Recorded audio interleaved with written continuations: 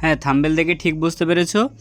তোমাদের যাদের ফার্স্ট সেমিস্টারে বাংলা সাবজেক্টটি আছে, বিশেষ করে অনার্স অথবা জেনারেল, অনার্সের তো কালকে পরীক্ষা, তো তোমাদের সেক পেপারের যে তোমাদের সাবজেক্ট আছে মুদ্রণ এবং প্রকাশন, এই সাবজেক্টের সাজেশান ভিডিও আমি আগের বার দিয়েছিলাম আমাদের চ্যানেলে। তো সেখানে তোমরা সাজেশানগুলো দেখেছিলে এবং অনেক প্রশ্ন দিয়েছিলাম। যেহেতু তোমাদের এই বিশেষ করে অনার্সের এই সেক পেপারের পরীক্ষাটা ইউনিভার্সিটিতে হয়, তো একটু বেশি পড়তে হয়, সেক্ষেত্রে আমি একটু বেশি প্রশ্ন দিয়েছিলাম। তবে কালকের পরীক্ষার জন্য আমি সেই সাজেশানটাকে একটু শর্ট করে এবং লাস্ট মিনিটের কয়েকটা প্রশ্ন এবং প্রশ্নের সাথে উত্তর আমি বলে দিচ্ছি, এবং সেই সাথে ভিডিওতে উত্তরগুলোর সাথে সাথে বলে দেবো এই সাবজেক্টের ফ্রিতে আমি কিন্তু তোমাদের নোটস দিয়ে থাকি, ঠিক আছে? দিয়ে থাকি বলতে এইবার তোমাদের সবাইকে দিচ্ছি। তো অনেকেই কালেক্ট করে নিয়েছো, যারা এখনও পর্যন্ত এই সাবজেক্টের নোটস আমার থেকে নাওনি, তোমরা এই ভিডিওর মধ্যে আমি আমার হোয়াটসঅ্যাপ নাম্বার শেয়ার করে দেবো। সেই হোয়াটসঅ্যাপ নাম্বারে আমাকে তোমরা মেসেজ করলে আমি তোমাদেরকে এই পিডিএফটা দিয়ে দেবো। তো রাতের বেলা মধ্যে তোমরা এই প্রশ্নগুলো একটু দেখে নাও যে এই প্রশ্নগুলো তোমরা করে নিয়েছো কি না, ঠিক আছে? তো চলো আমি দেখিয়ে দিই।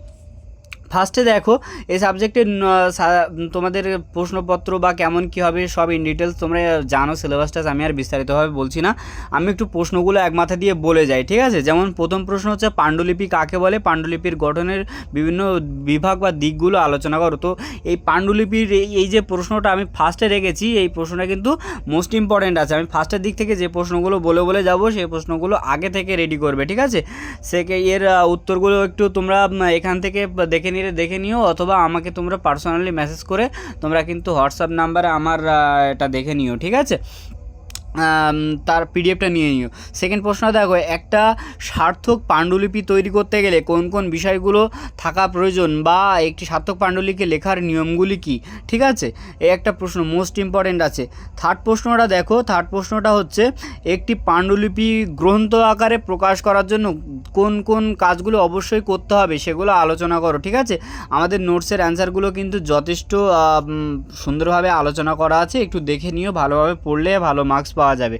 চতুর্থ নাম্বার প্রশ্ন দেখো, গ্রন্থ পত্রিকার সম্পাদনার সম্পাদকের ভূমিকাটা আলোচনা করো, ঠিক আছে? এটা একটু সেরকমভাবে ইম্পর্টেন্ট না হলেও কম ইম্পর্টেন্ট, কিন্তু যারা একটু ভালোভাবে ভালো 100% লিখে আসতে চাও তারা দেখে নিও, ঠিক আছে? তারপরে প্রশ্নটা দেখো, একটি বইয়ের কভার বা মূলাট সম্পর্কে তোমার ধারণা লেখো।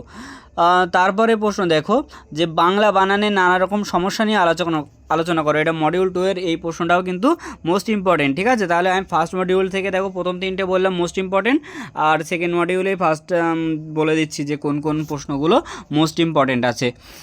তারপরে আরেকটা প্রশ্ন দেখো, বাংলা বানান ভুলের কারণগুলো, একটা 3 স্টার প্রশ্ন আছে এটা, ঠিক আছে? 3 স্টার প্রশ্ন আছে, এটাও করে রাখবে।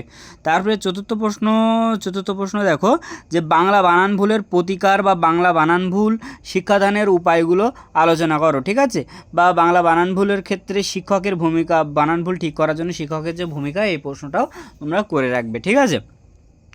তারপরে প্রশ্ন দেখো, প্রুফ সংশোধনের উপরে একটা এই মোস্ট ইম্পর্টেন্ট প্রশ্ন আছে। আমি বেশি সাজেশনের মধ্যে প্রশ্ন রাখি না, তাও অনেকেই বলছিল দাদা একটু শর্ট করে দাও, তাই জন্য একটু শর্ট করে দিচ্ছি। তো আমি প্রত্যেকটা মডিউলের থেকে ফার্স্ট দুটো যে প্রশ্ন বলছে, এই ফার্স্ট দুটো করে প্রশ্ন একটু বেশি তোমরা খেয়াল করে যাবে, ঠিক আছে? আর যারা বেশি পড়তে পারো তারা বেশি পড়ে নিও, কোনো সমস্যা নেই। তারপরে বলে দিই, দৃষ্টান্ত প্রুফ সংশোধনের সাংকেতিক চিহ্ন। এই প্রুফ সংশোধনের যে সাংকেতিক চিহ্নগুলো আছে, প্রুফ সংশোধনের মধ্যে থেকে এই দুটো প্রশ্ন একটু ভালোভাবে করে যাবে, ঠিক আছে?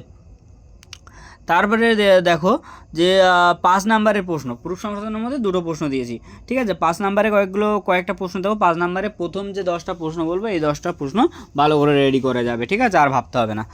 5 নাম্বারের প্রশ্ন দেখো, পাণ্ডুলিপি বিন্যাসের প্রাথমিক বা পূর্বভাগের সংক্ষিপ্ত পরিচয় দাও, ঠিক আছে?